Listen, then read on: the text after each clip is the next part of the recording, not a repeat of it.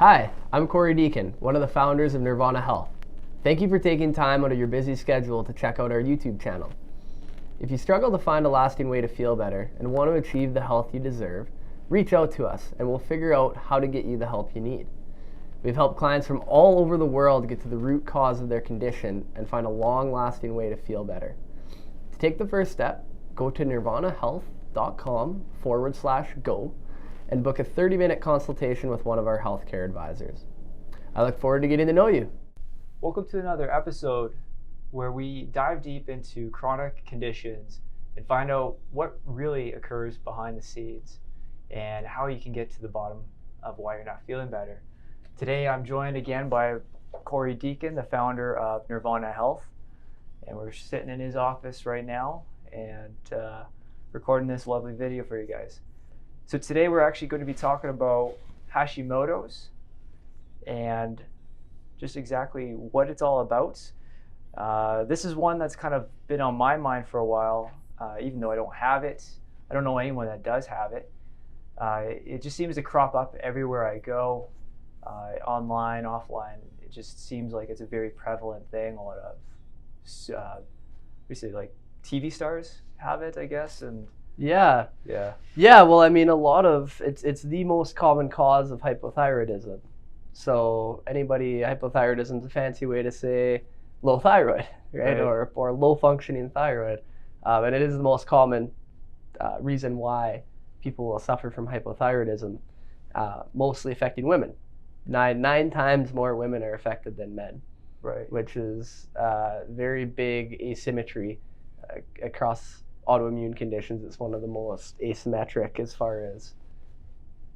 Okay, so yeah, why don't we just dive in right there on, so why would it be affecting women more than men? Women more, what we think is it has to do with estrogen metabolism and estrogen receptors. And there's a lot of genetic connections that we found as well that seem to be related more to the X chromosome, which women have 2 copies of. So we're still learning about why that may be, but we think there's a fairly big connection to sex hormones. Of course, women have a lot higher levels of estrogen and progesterone, especially when they're pre or perimenopausal. So we believe that is why it's, researchers and I believe that's why it's affects women more than men. Gotcha. Okay. So you mentioned that, so it's really a function of thyroid. That's what Hashimoto's is. I guess, how do you describe what it is? Yeah, Hashimoto's thyroiditis it's an inflammatory condition. We also call it chronic lymphocytic thyroiditis. So it's actually an autoimmune reaction against the thyroid and against the enzyme that builds thyroid hormone. So we have 3 types of thyroid hormone that are common or functional. T4, which is also called thyroxine. It also gets converted into T3, called threonine, triiodothyronine. Then there's another one called reverse T3.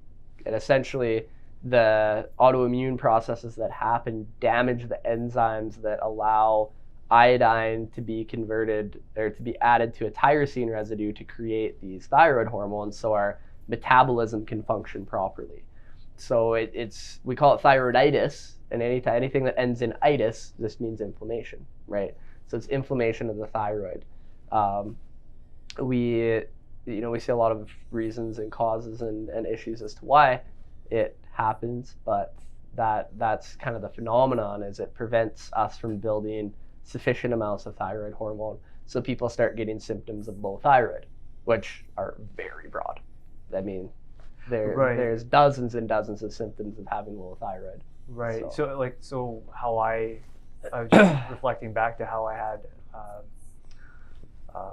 a well-known doctor down in Idaho, Dr. Rostenberg. He told me once that the thyroid's like the check engine light, essentially, and it's really representing something else that's going on in the body. Is that accurate, that's a great, for sure. Just, low thyroid on its own, in my opinion, is not really a diagnosis, although it is. It doesn't give you any insight.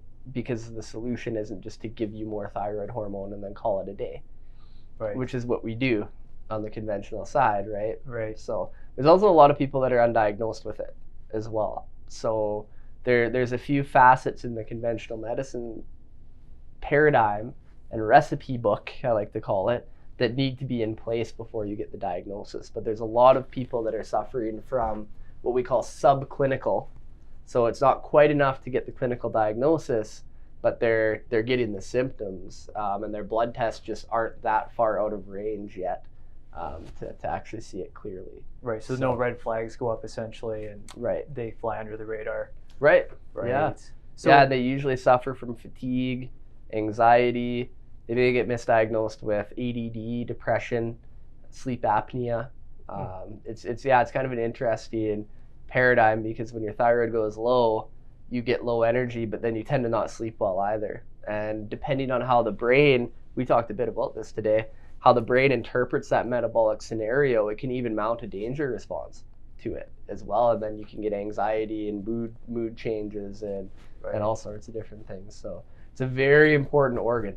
Very, very important organ that sits right there. No kidding. Yeah. So you mentioned a little bit how like the conventional side of things looks at it.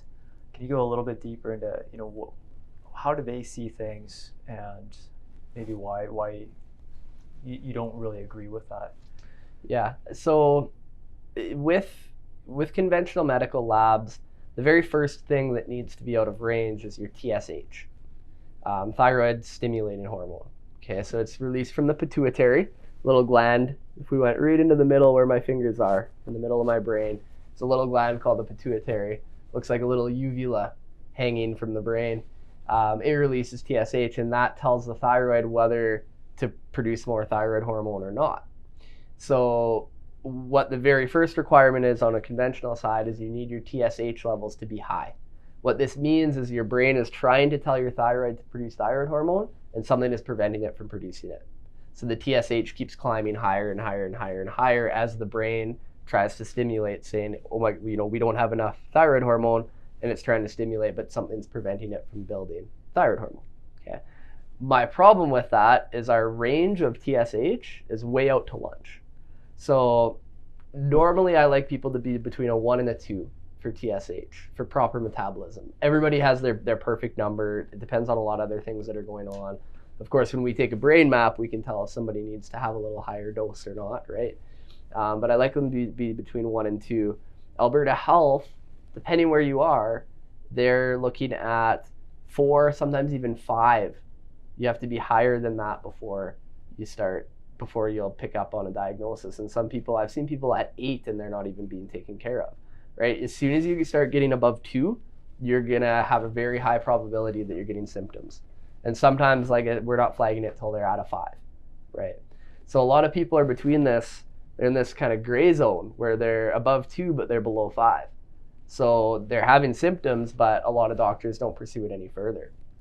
So I have a bit of a problem with that. I also found with inflammation, chronic inflammation, which is obviously a big problem nowadays, is the inflammation will actually cause your free, so we call them free thyroid hormone, to go low. But your total thyroid hormone stays good. So your brain actually is picking up that there's enough thyroid hormone floating around, so it's not telling the thyroid to produce anymore. So your TSH looks perfect. But then when you run a free T3, free T4, they'll be low. Or T3 is low and T4 is normal, and there's a bunch of different manifestations of it, and you're gonna have symptoms. So free T3, T4, that's just what's readily available for your body to access, I guess. Exactly. Right? Yeah. You got it. Yeah. Whereas your brain isn't really, your pituitary isn't picking that up necessarily. Yeah, the feedback system back up to the hypothalamus is looking at total thyroid hormone. Right. As long as all the thyroid hormone combined equals this, we're happy. But a lot of times the free levels are very low. Too much of it's getting bound up. Yeah. Yeah. So how would say someone that's in TCM, traditional Chinese medicine, or a naturopath, how do they view it in a different perspective? Yeah, so I can't comment too much on TCM. I know TCM does work a lot on energy, meridians, So I'm not trained formally in that. Naturopaths look at it in terms of nutrient depletion and toxicity, which is very accurate in my opinion. A lot of times there's just nutrients missing that you're not making those conversions from T4 to T3. You're not getting sensitized. The T3 or the T4 is not getting sensitized at the cellular level, which vitamin A and zinc work well for. So that's kind of the naturopath view of it.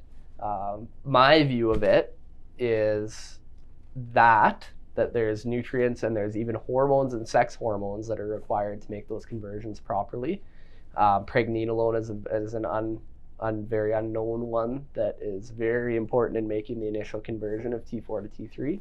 But then also what the stress state's doing, because initially there's different levels of how the adrenals activate to stress. Initially the thyroid goes high and then it drops low to compensate. So a lot of times there's actually a chronic oxidative stress going on that you need to work with and you need to fix before that thyroid free levels are going to come back online. Now when you add Hashimoto's into the picture, you're dealing with another layer of complexity because now you brought the immune system into it. The immune system's like a military.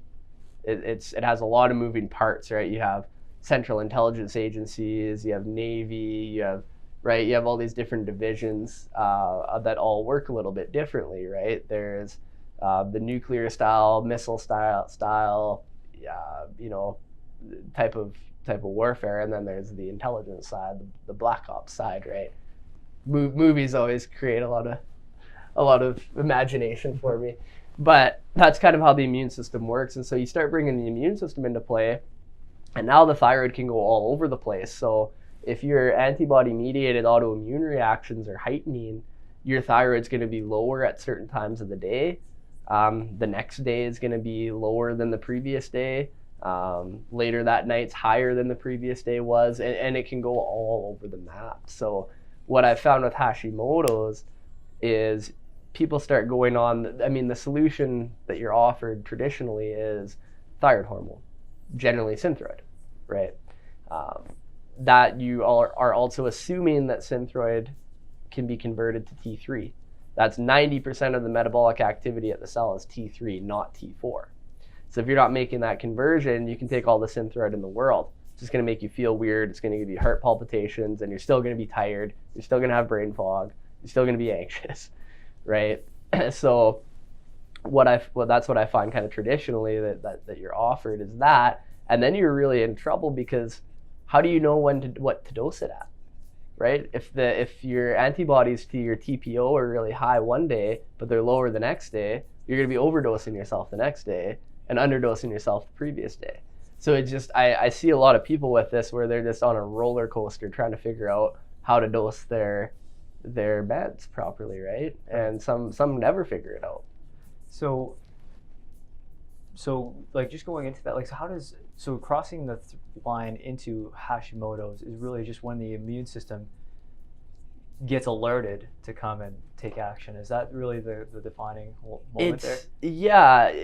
It's when the immune system becomes involved. So with Hashimoto's, it's actually the immune system's attacking the thyroid, specifically the enzymes that help produce thyroid hormone.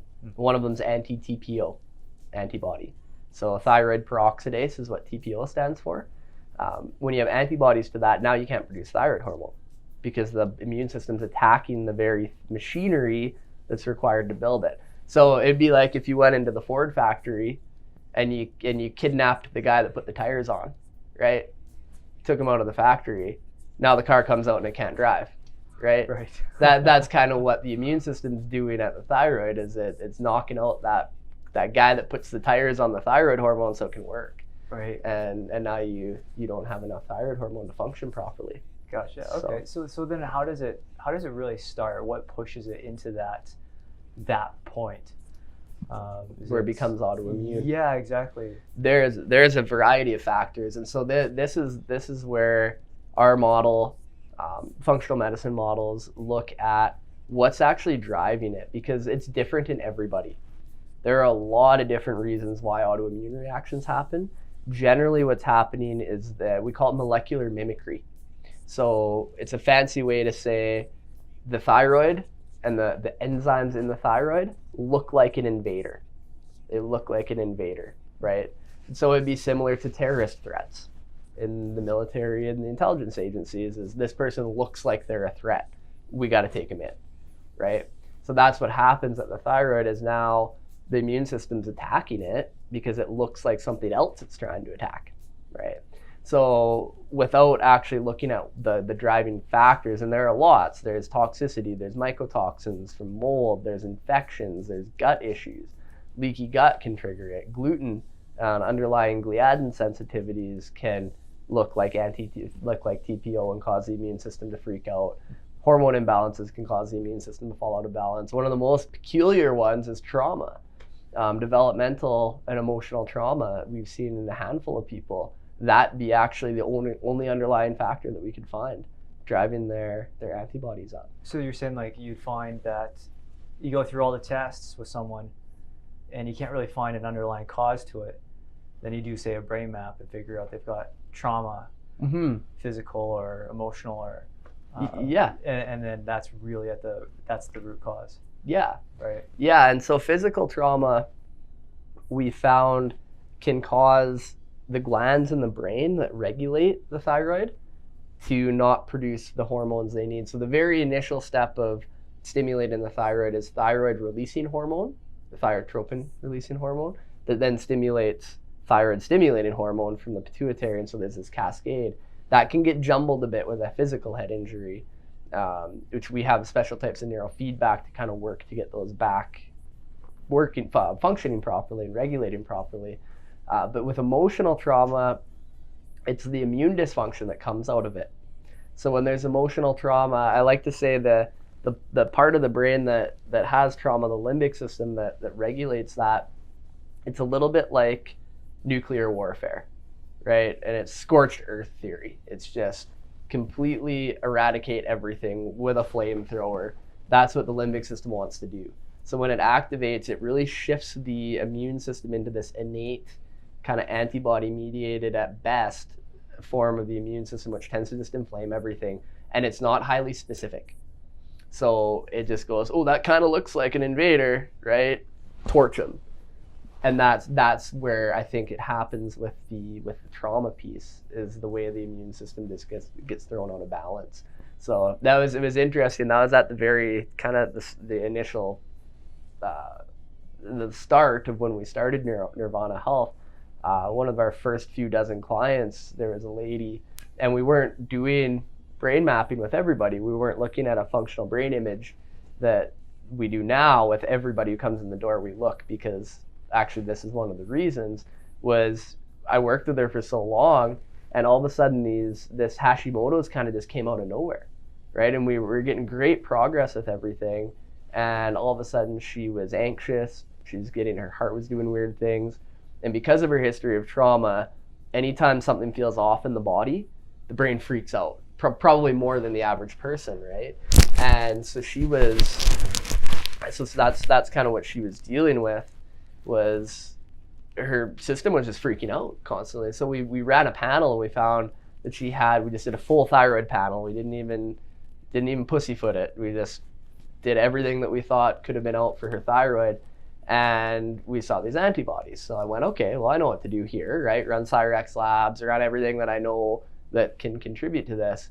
Everything was clean, and I mean everything. And I looked at everything I could imagine, and everything came up clean. And I went, that's kind of odd. And I went, and I remember a piece from Bessel van der Kolk talking about trauma and talking about how autoimmune conditions, and actually even the adverse childhood experience study, found higher rates of autoimmune conditions in people with trauma. I knew she had a history of trauma, so I went, okay, well, we got a brain map, right? Let's get a quantitative EEG. I know it's a thyroid issue, but let's look at the brain. And it just screamed trauma. That was all that came up. And so we worked with her with neurofeedback. We sent her to a trauma therapist. And over time, with everything else we did, she actually put her Hashimoto's into remission. And we caught it nice and early. So one of the lessons that I learned early on in my career was just look, like, even if it doesn't make sense, right? So that's wild, because I mean, you don't hear about that in any other, anywhere you go, you don't really hear that. I mean, online, there's not a lot of information. It's very generic. It's just, yeah, they'll never talk about that trauma side. yeah, that's incredible. So yeah, we're still. It was 1999 when we even first learned that trauma had an effect on physical and mental. I mean, it was always assumed, but it was just a huge longitudinal study that finally proved it. And then we started venturing into researching, okay, how is this creating a physical condition? Why is someone at risk, right? Well, their behavior gets altered, so they don't eat as healthy as they maybe should or know they should, but they can't because trauma is affecting them too much for them to change their behavior. And there's all these things that happen from it. So yeah, it's now we're seeing like it's even just the trauma itself, not the behavior that comes after the trauma, but just the trauma itself can have an effect on the immune system. So now it's something I bring into account. Anyone who walks in our door with autoimmune conditions like Hashimoto is very important to address. Are there different levels of severity when it comes to Hashimoto's? Yes. Okay. Yes. What are those? Or what are they? So it really depends on your antibody levels. So how much or how severely is your immune system attacking your thyroid? Some people it's off the charts and it's very severe. Other people are very, very mild. And so it's usually, if you get an anti-TPO antibody level, you can tell what degree that's happening at. The more underlying factors you have, either epiphenomenon, so other stressors that are just creating stress on the system, or things that are actually driving the immune response, the more you have, the more robust and severe the response is going to be.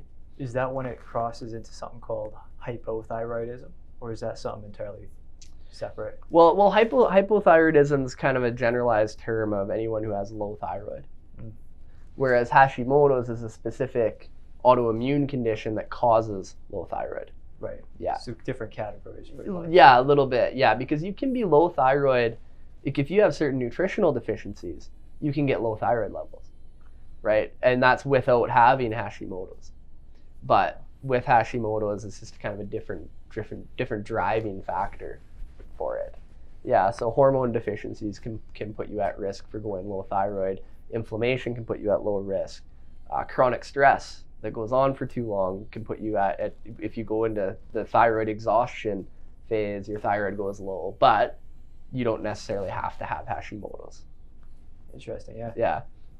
Okay, so we kind of talked about how it starts, but more specifically, do you see that it's usually trauma, food, skincare products? What do you think is the biggest contributing factor? I mean, it all kind of contributes, but... Yeah, and it's going to be different for everybody. It's highly variable. I knew a woman who also put her Hashimoto's into remission, and still is in remission, which is very cool. But she had the cleanest skincare products, cleanest cleaning products. Everything, was very, very conscious of her environmental toxicity, working with functional medicine people, right? And for her, her biggest triggers were food related and leaky gut, right? The other lady I spoke about was more trauma related, on the emotional trauma side. So they're all a factor. Generally, I say toxicity, environmental toxins, in conjunction with infections, and in conjunction with food, as well as emotional trauma, as kind of those four pillars. Toxicity is complex on its own because there's so many different types of toxicity. We know heavy metals, for instance, can block and cause low thyroid. Not necessarily causing Hashimoto's, but it can. If the body starts reacting with an immune response to these metals, you can get an immune response to Hashimoto's as well. So where the immune system is so complex and it almost has a consciousness of its own, which is really interesting. So it's always hard to know exactly why it's doing what it's doing, but we know that when we remove these things, autoimmune reactions get better. So we know that they're playing a role in triggering it. So Hashimoto's doesn't really address just females exclusively. No. Some males also have it as well. Yeah. Do you think that there's a possibility from, say, the pill, birth control, IUDs, things like that, that's possibly one of the underlying factors contributing to these almost 9 times higher Hashimoto cases for women versus males? Yeah, and there's some data on this actually, but what we do when we use birth control and that sort of thing is we trick the body into thinking it has enough estrogen and progesterone, and in each one works in a little bit different way, but the synthetic versions, they force your body to stop producing their own hormones, and these hormones are really important in helping produce thyroid hormone and helping the thyroid hormone be sensitized to the receptors properly. So absolutely, you're automatically throwing your hormones out of balance. And with hormones, it's a symphony. Doesn't matter whether it's sex hormones, stress hormones, mineral hormones that reabsorb water and minerals, or whether it's thyroid hormone. They all work together in a symphony. And if one of the instruments is out of whack, it can cause all the other ones to go out as well. So you don't have to have a thyroid hormone. You don't have to be intentionally trying to do something to your thyroid, and you can get side effects. So you're trying to work with your estrogens to bring those down, so you're not not getting pregnant, right? Or you're having issues from too much estrogens, too many inflammatory estrogens, and you're getting incredible cramps or heavy bleeding. Like, these are other reasons why we prescribe oral contraceptives, but you start automatically disrupting all your other hormone systems because they all talk.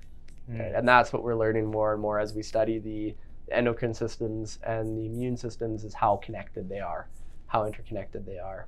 So just hearing you talk about the symphony, it got me thinking about how it's a similar approach to the soil for agriculture, right? Where it's just this thought that it's just oxygen, right, phosphorus, nitrogen, and that's all you need. Yeah.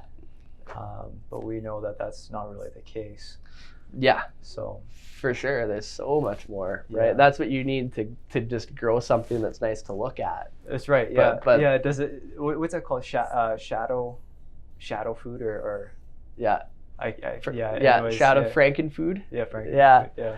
Yeah, it's there, but what is it? Does it have what you need, right? That's right. The question with our. I mean, you look at history, and you look at when we started industrializing agriculture. That's when all the health conditions went off the charts, right? So it's a big factor for sure. What would you recommend to someone? Say you had a woman as a client come in, and she had an IUD, or she was on birth control, and she has Hashimoto's, or is on it very much at risk of having it. What would you recommend to her? It would be case dependent. There's risks and consequences and benefits to everything that you do. I generally recommend non-hormonal IUDs. Tends to be a better option, as long as you don't have issues with copper. They tend to use copper for their IUDs. The best old school form of contraception, if that's all you're going for, condoms, as long as you're not allergic to latex, is probably your better bet in terms of your health. I would just educate them on the risks that they have, right? Because these things aren't risk-free, right? We sometimes try to bury our head in the sand and pretend like, well, everybody's doing it. Well, yeah, everyone might be doing it, but they have side effects. And so, yes, I get that, there's a lot of other goals you're trying to obtain, but you have to understand the consequences to making those decisions. Right. So we're really about education, right? Here's some other options, here's the benefits of them, but here's the risks of them, right? So we're generally, we go for convenience, so we tend to as go humans, towards these. Yeah. We like convenience, right? We trade until we lose our health.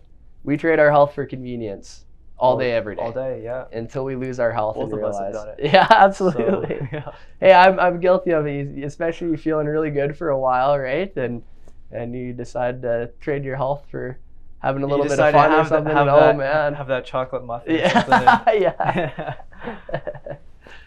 Yeah. So stress, how does that play into all this?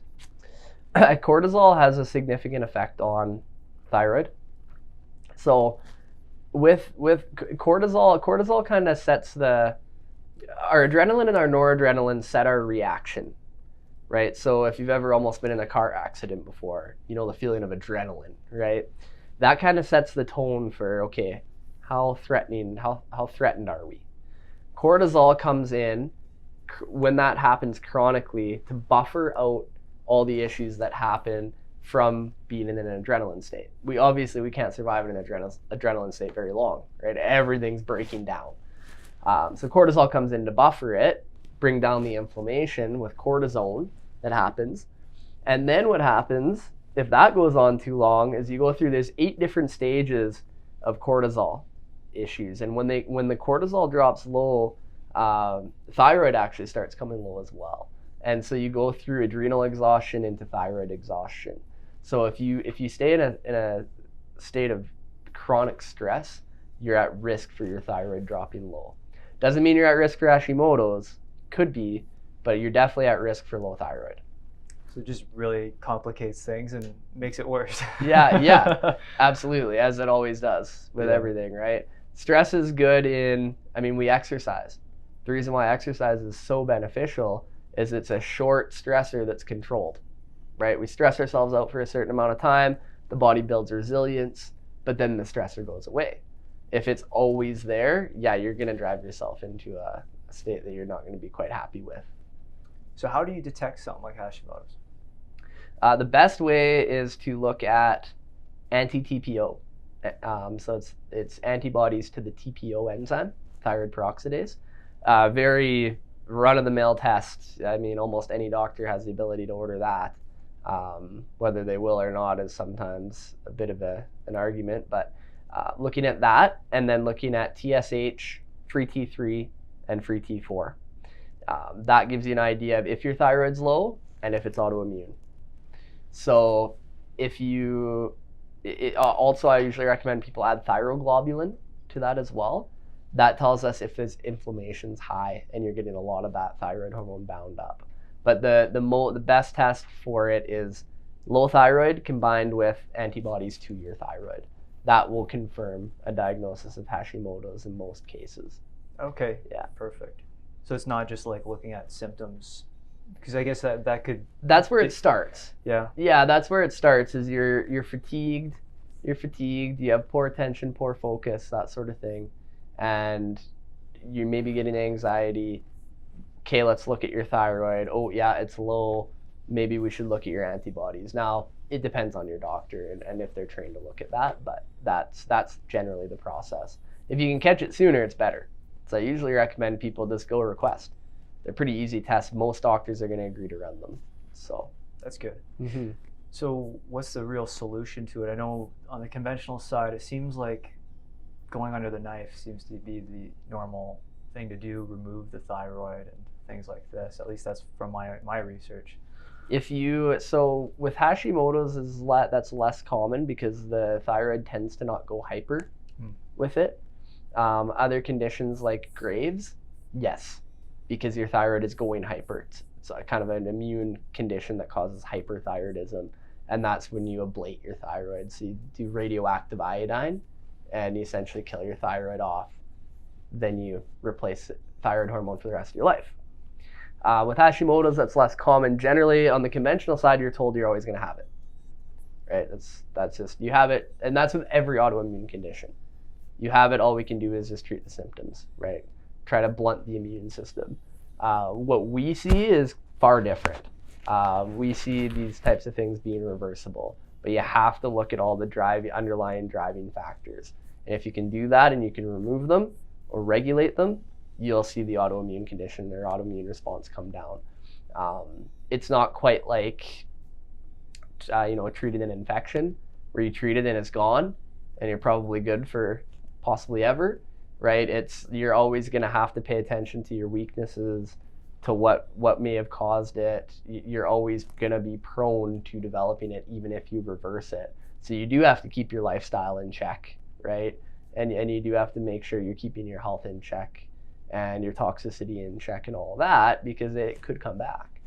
So what we do once we've had someone in remission is we monitor every 6 months and make sure they're staying in remission.